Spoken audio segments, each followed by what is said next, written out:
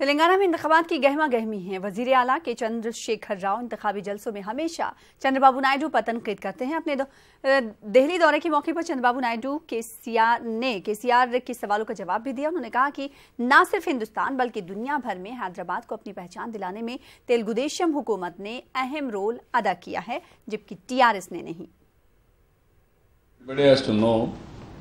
I toured all over the world. I worked for Hyderabad. I made Hyderabad one of the best cities.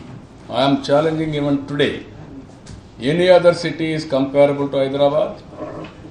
One of the best outer ring road, one of the best Cyberabad economic city, one of the best airport. Who created? It is not by me. That is where I have given a vision.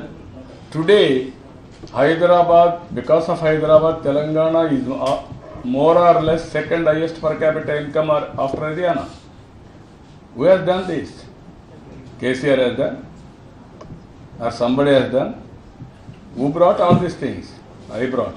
But never people are asking me, are you regrets all this? No. I created this city for people, for Telugu people. Now in Telangana, उधर चंद्रबाबू नायडू ने अपने दौरे दिल्ली के दौरान SP chief Mulayam Singh Yadav से मुलाकात की। चंद्रबाबू नायडू ने मुलायम सिंह की रिहाइश गाह पर पहुंचकर उनसे मुलाकात की। दोनों लीडरों ने तीसरे महाज के क़याम और आइंदा साल होने वाले आम इंतखाबात पर तबादले ख्याल किया। इस मौके पर उत्तर प्रदेश के साबिक़ वज़ीर आला अखिलेश यादव भी मौजूद रहे। चंद्रबाबू नायडू ने मीडिया से बातचीत करते हुए कहा कि मुल्क में जमहूरियत खतरे में है।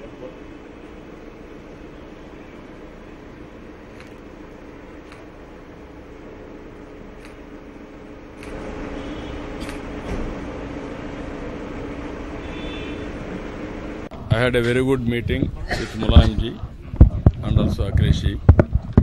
I had a long association with Mulayam ji, not now, from the beginning, and also is our leader.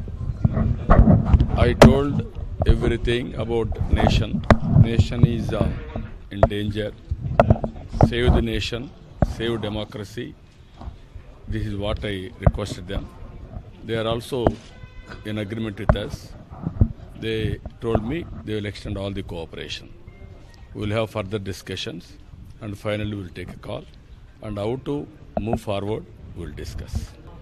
और इनके नेतृत्व में ही हम लोग आगे चलें।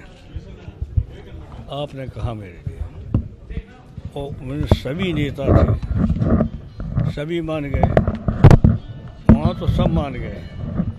बाद में चल के और कुछ लोग ऐसे थे उन्होंने दूसरा, लेकिन अभी तक हमारे और चंद्रबाबू जी के संबंध जो के संबंध हमारे आपके जो के हमारे और चंद्रबाबू जी के बीच में कभी मतभेद नहीं हुआ। अगर नायडू साहब और हम लोग और भी हैं कुछ ये मिल के एक हो जाए तो देश में माहौल बदल जाए, वरना देश की हालत ख़राब हो रही है।